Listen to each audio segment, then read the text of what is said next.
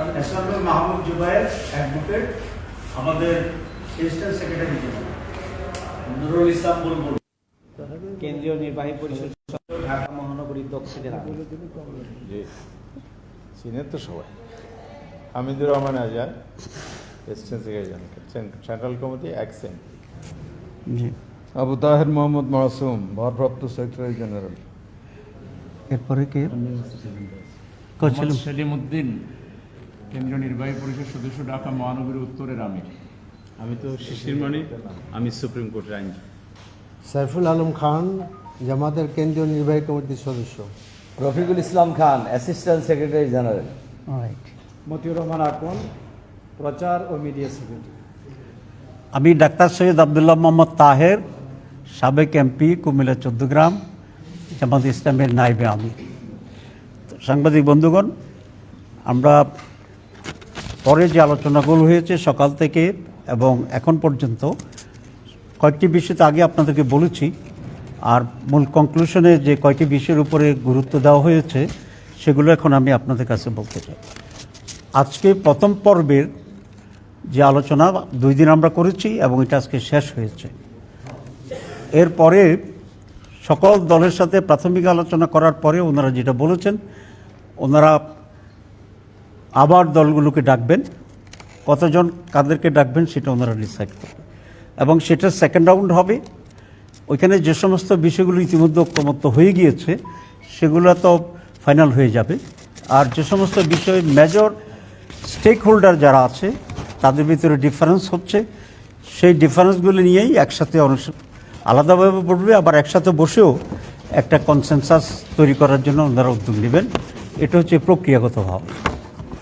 এবং আজকে একটি বিষয় আলোচনা হয়েছে যে আমরা যে সমস্ত বিষয়ের ঐক্যমত্য পোষণ করব অথবা ঐক্যমত্য হয় নাই কিন্তু অত্যন্ত গুরুত্বপূর্ণ পরিবর্তনের জন্য অত্যন্ত গুরুত্বপূর্ণ, এই সবটাকে ইস্যু করে কী পদ্ধতিতে এটা আইনগত ভিত্তি পাবে এই আলোচনা হয়েছে। সেক্ষেত্রে বাংলাদেশ জামাত ইসলামীর পক্ষ থেকে আমরা খুব স্পষ্টভাবে বলেছি আমরা গণভোট চাই। গণভোটের মাধ্যমে আমাদের জুলাই চার্টার হোক, ন্যাশনাল চার্টার হোক এবং চার্টারের বাইরেও যদি কোনো ইম্পর্টেন্ট ইস্যু থাকে সেটাকে ইনক্লুড করে বাংলাদেশ জামাত ইসলামী গণভোট চায়। গণভোটের মাধ্যমেই এটা আইনগত চূড়ান্তভাবে এটা ফাইনাল করবে। আমরা গণভোট কেন চাই?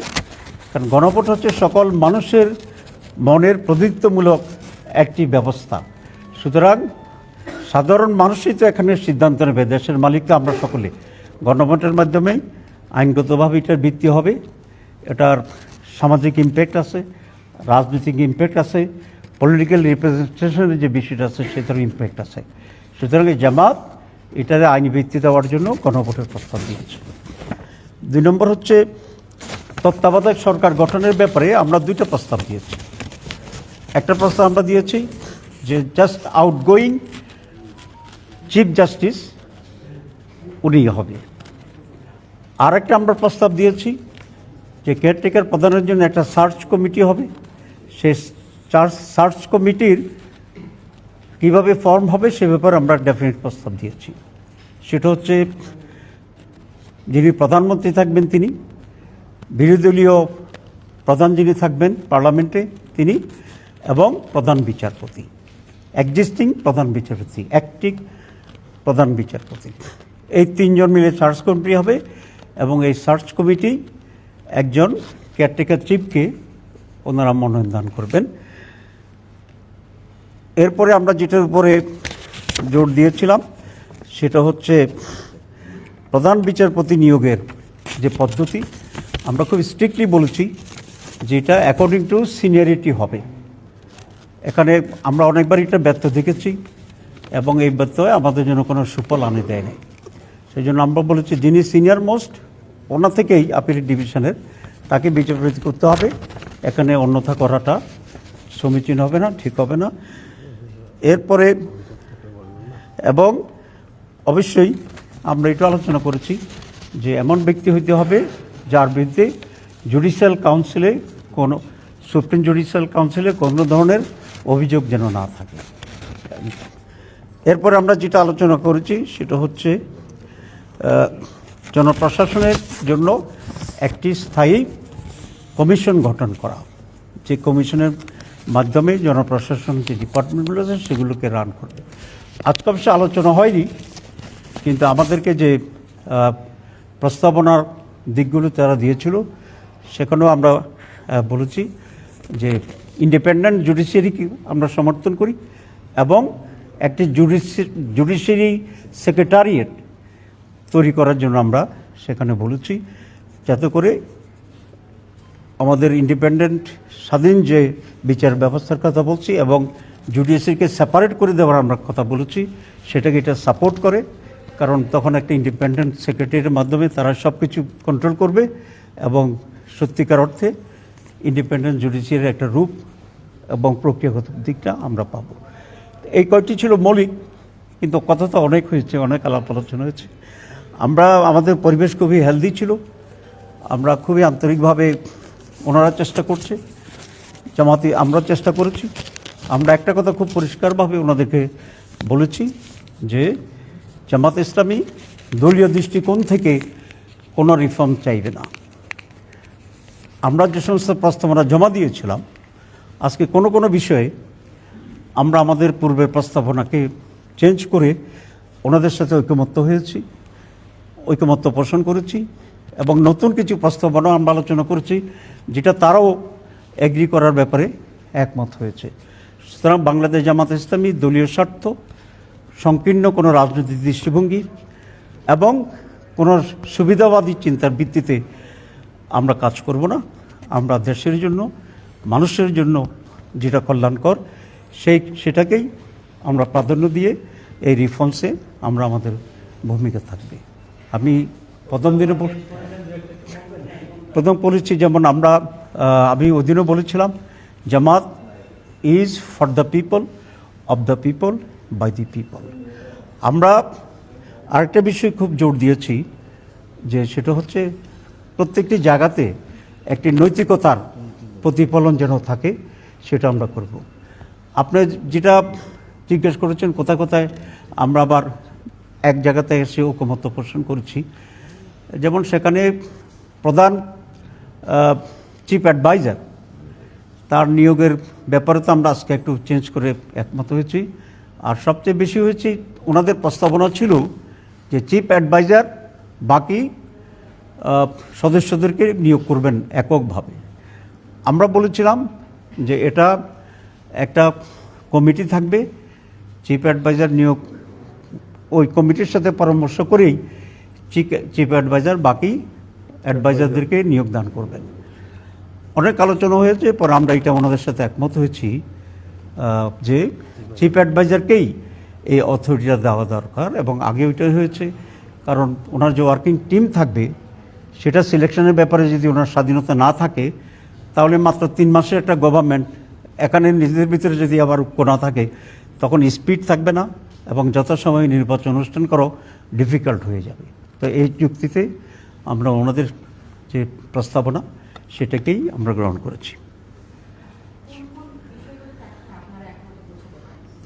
একমতে পড়ছি তো প্রায় 127টার মতো জায়গায়, 166 প্রপোজাল ছিল, মোর দেন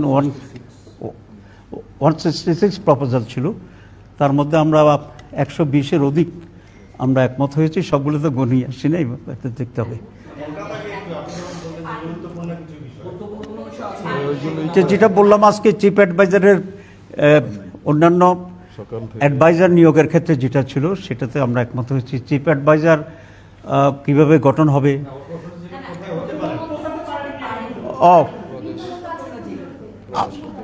আমরা হইতে পারি না। একটা সবচেয়ে ইম্পর্টেন্ট যেটা সেটা হচ্ছে তাদের একটা প্রস্তাব ছিল যে বাংলাদেশকে 4টি প্রদেশে বিভক্ত করা। আমরা এটার সাথে দ্বিমত পোষণ করেছি। দি গ্রাউন্ড ওয়াজ দ্যাট, অনেক পজিটিভ দিক আছে, কিন্তু সবচেয়ে বেশি ডেঞ্জার বা আমরা যেটা আশঙ্কা করি সেটা হচ্ছে বাংলাদেশের সিকিউরিটি ইস্যুতে। কারণ বাংলাদেশ এমনি ছোট দেশ, 4টে ভাগ হলে এটার ইন্টিগ্রিটির প্রশ্নটি থাকবে, সিকিউরিটির প্রশ্নটি থাকবে এবং আমাদের দেশটা প্রায় সবটাই আমাদের প্রতিবেশীরা, একটা বড় দেশেই শুধুমাত্র এটার প্রতিবেশী আছে। তো এটা একটা মেজর ইস্যু যেখানে আমরা দ্বিমত পোষণ করেছি।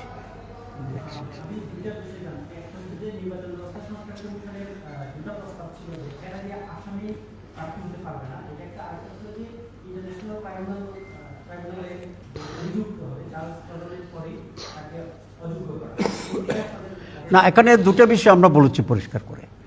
একটা হচ্ছে সাধারণভাবে কোনো ব্যক্তি 2 বছরের বেশি যদি ফৌজদারি অপরাধে কনভিক্টেড হয়, এটা আগে থেকে টেরিস্ট্রিয়াল মানে he or she will not be eligible to run the election.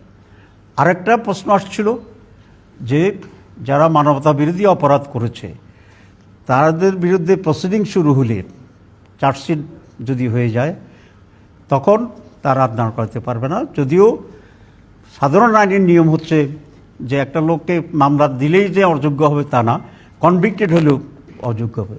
কিন্তু এখানে ওনারা আর্গু করেছিলেন যে এটা তো একটা মানবতা অপরাধটা একটা ভিন্ন ধরনের অপরাধ, এটা সাধারণ ক্রাইম না। সুতরাং একটা পার্টিকুলার টাইমকে বেস করে যারা এই সমস্ত অপরাধে জড়িত তাদেরকে সার্জশিট হয়ে গেলেই তখন তারা এখানে দাঁড়াতে পারবে না। সে আমি বলতে দিই জি না, আমরা আমাদের প্রস্তাবনাটা ছিল যে শাস্তি পাইলেই তাকে অযোগ্য ঘোষণা করা, কিন্তু ওনারা সিরিয়াসলি আর্গু করেছেন যে মানবতা বিরোধী অপরাধটা অন্যান্য অপরাধের মতো না। সাধারণ অপরাধে, ক্রিমিনাল অপরাধের জন্য 2 বছরের হলেই তারা পারবে না, কিন্তু এখানে 2 বছরকে ওরা শর্ত করেননি, যেহেতু ইসে মানবতা বিরোধী অপরাধ। এবং আপনারা জানেন যে 72-তেও এরকম একটা আইন সংশোধন হয়েছিল, 73-তে, যে সেখানকার যুদ্ধাপরাধী এবং মানবতা বিরোধী অপরাধ যারা করেছিল তাদের জন্য একই নেচারের আইন ছিল যে 2 বছর ক্রিমিনাল কেসের জন্য দরকার নাই, তাদেরকে হবে। এখানেও একটা পার্টিকুলার টাইমকে এখানে নির্ধারণ করে ওই একই ফর্মুলায় তারা অযোগ্য ঘোষণা করবেন। টাইমের ব্যাপারে সেটা আমরা আলোচনা করেছি। আমাদের দিক থেকে সে প্রস্তাব তারা আমরা পরে এটা প্রস্তাব মেনে নিয়েছি। আমরা তো বলছিলাম আগে কনভিক্টেড হলে, কিন্তু তারা বলছে না এই বিশেষ অপরাধে একটি বিশেষ সময়ের ভিতরে যে অপরাধটা হয়েছে মানবতা বিরোধী অপরাধ, সেটার জন্য 2 বছর কনভিকশন শর্ত হবে না। যদি ক্রিমিনাল প্রসিডিউরে ওটা যদি চার্জশিট হয়ে যায়, that will be enough to declare them disqualified to contest the election. Thank you very much.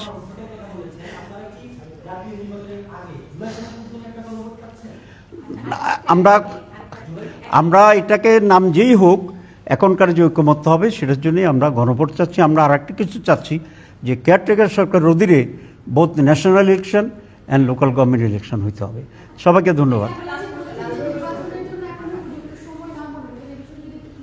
না, আমরা মনে করি যে একটা ন্যাশনাল আমাদের যে একটা গভর্নমেন্টের আর একটা গভর্নমেন্টের মাঝে ব্রিজটা হচ্ছে ইন্টারিম গভর্নমেন্ট। ইন্টারিম গভর্নমেন্ট অনেক লম্বা সময় থাকার বিষয় নয়।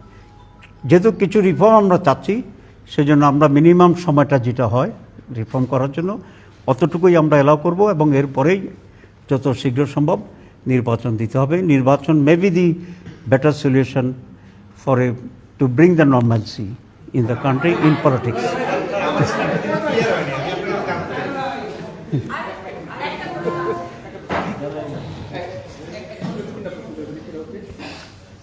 আপনাদের প্রপোজাল ছিল যে লোয়ার হাউস পিআর হতে হবে, আপনারা কি এখনো সেটা থেকে আসছেন নাকি আপার হাউস? না, আমরা দুইটা নির্বাচনেই লোয়ার হাউস আপার হাউস নির্বাচন দুইটাতে পিআর সিস্টেমেই আমরা স্টেজ করেছি।